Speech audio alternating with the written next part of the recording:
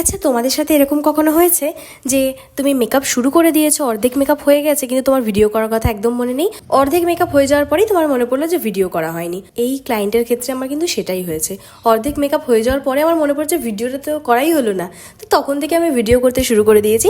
দিদি আমার কাছে এই নিয়ে সেকেন্ড টাইম সাজছে, আর দিদির মেয়েও আমার কাছে এই নিয়ে সেকেন্ড টাইমই সাজছে।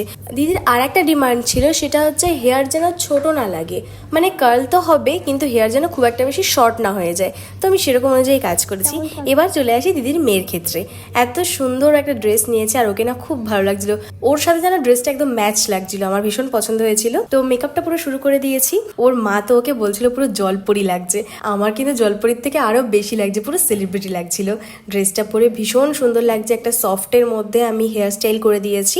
আমার basic to advance bridal master makeup আর্টিস্টের কোর্স শুরু হচ্ছে 22 February থেকে 2025। যারা অ্যাডমিশন নিতে চাইছো ঝটপট সিট বুকিং করে নিও।